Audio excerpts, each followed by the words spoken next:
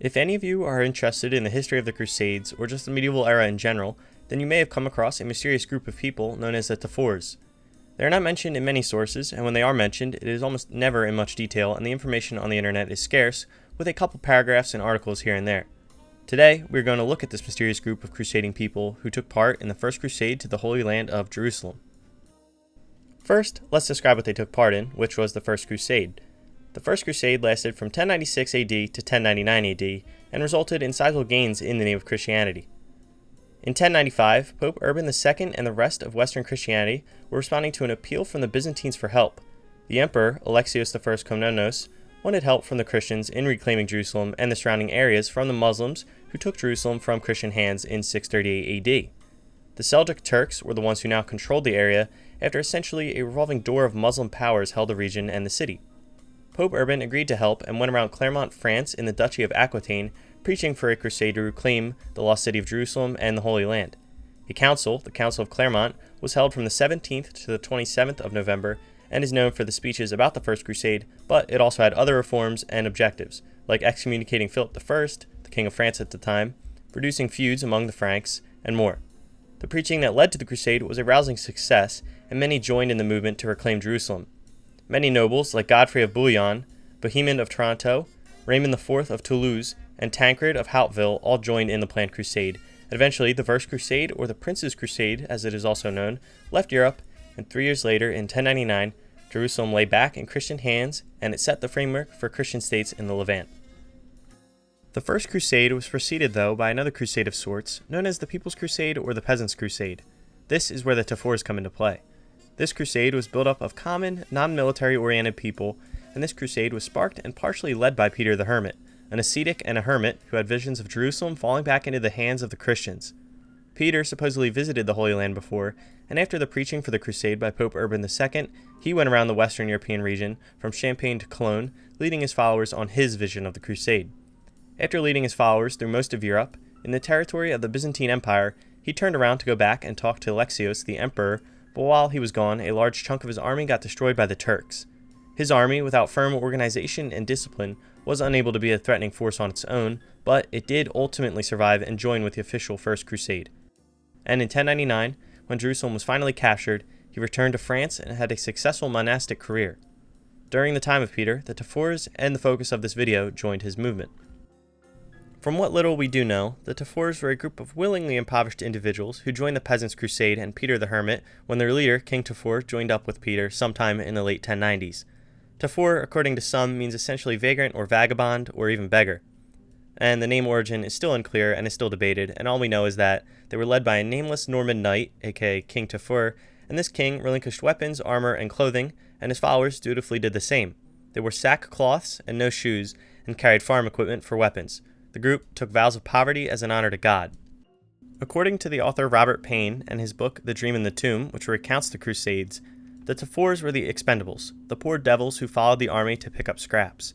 They were unskilled laborers, poor peasants, men who would hold a bridle and expect a crust of bread for their pains.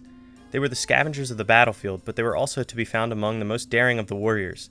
They marched barefoot, sometimes naked or clad in rags, covered with sores and filth, too poor to afford swords and lances, armed only with knives, clubs, pointed sticks, axes, and scythes. They never rode on horseback and were always kept at a distance from the main army in a kind of ghetto. In their own eyes, they were the plebs pauperum, the poor people of Christ, the chosen ones. They were never paid, they expected no reward except a blessing of Christ and a place in the heavenly Jerusalem, and they fought like scrawny lions.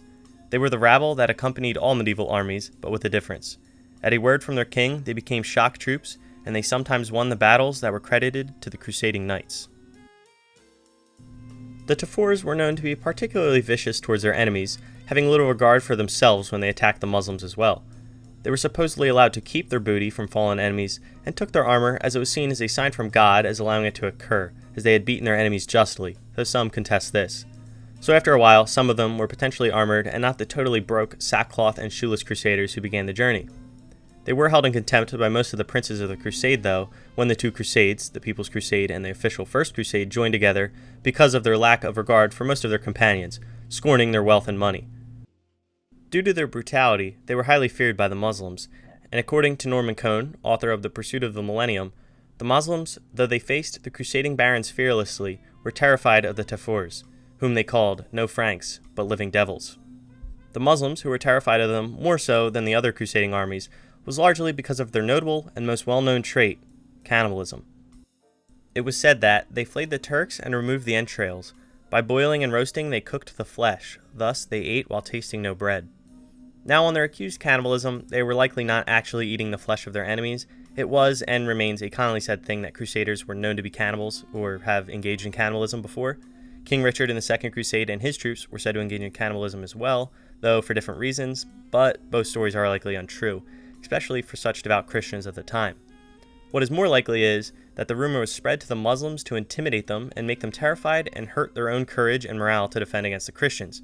The other Crusaders perhaps went along with it, and after a while, maybe they did believe it too. But in general, it is highly unlikely that they were eating the flesh or ever even thinking of eating the flesh of Christians and even Muslims during this or subsequent Crusades. During the siege of Antioch, they were ruthless towards the enemies. That part is more likely true, but the cannibalism part, not so much. During the siege of Antioch, where the Tafurs get mentioned in the accounts and chronicles for the first time, food supplies were running low at points, and the Crusaders were getting weary, but in other medieval era wars there were instances of starvation but no cannibalism. There are individual accounts of cannibalism during the medieval era, but as a whole, it is not something remotely common, and people do not tend to enjoy eating others, especially Christians, where it is obviously forbidden.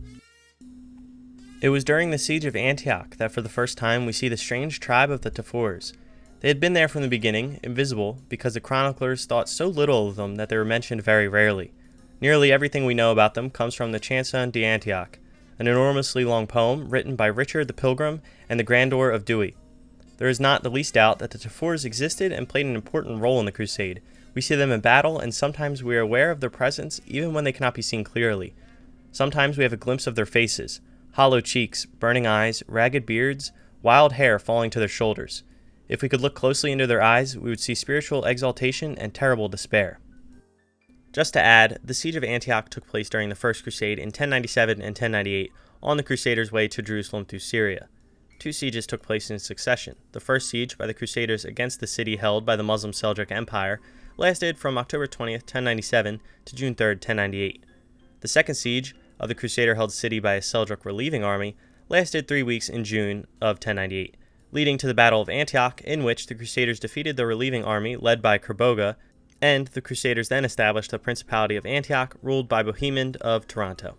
The reports of the Tafurs were never mentioned by the official reporters who sent word back to Europe. They were only mentioned by a few sources of lower standing. The first, a medieval allegory that detracts from Peter the Hermit, provides some insight into the People's Crusade, and even less into the picture of the Tafurs, that work being the Gesta per Francos by Guibert of Nochant. The other work about the People's Crusade was the Chanson d'Antioch, which we talked about, the epic of poems, and those are really the only extant mentions of the Tafurs that we have. The work written by Guibert was written after the First Crusade in about 1107 or 1108 AD, and the Chanson d'Antioch was written almost 100 years after the Crusade, so they cannot even be definitively proven to be 100% correct, and scholars do have their issues with them, but it is doubtless they had more sources and tales about the First Crusade than we have today, so there is likely at least a little bit of truth in what was said about them. According to the author Robert Payne in The Dream in the Tomb, many fellow Crusaders seemingly did not like the Tafurs, but from the evidence that is surviving to this day, we have Bohemond, who is Bohemond I of Antioch, or also known as Bohemond of Taranto, who seemingly did grow to like them. He was previously in the Byzantine Empire with his father on campaigns before this crusade, and was the most experienced leader militarily on this first crusade as well. He likely saw the value in the Tafurs, psychologically because they tormented the Muslims, and also physically/militarily as shock troops who were supremely devoted to their mission with little regard for their own safety. Payne claims that Bohemond, who came to appreciate the Tafurs and used them effectively, himself possessed something of their spirit. He had their ruthlessness, their cunning, their contempt for danger. With Antioch under siege and the Turks pressing hard against the walls, he sometimes behaved like an army of Tafurs. At night, he would race through the streets by torchlight in search of deserters and traitors, rounding up the starving soldiers who slept in private houses, sending them to guard the walls. And sometimes he found it necessary to flush them out by burning down houses. In this way, whole districts went up in flames, and Bohemond would be seen with drawn sword, giving commands, cursing the imbecility of the soldiers who preferred sleep to fighting Turks. What we can determine from sources about the Tafurs is little and not in high detail.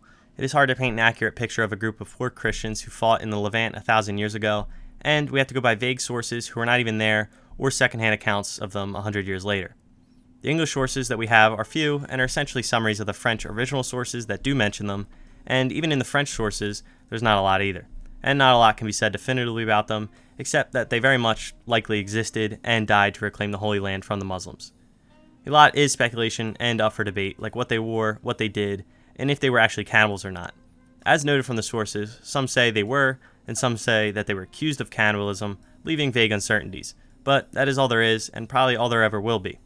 One final quote by Robert Payne perhaps summarizes their story perfectly. Because the Tafurs did not fit neatly into the categories of history, and because they were a living force of incalculable power and energy, they entered legend.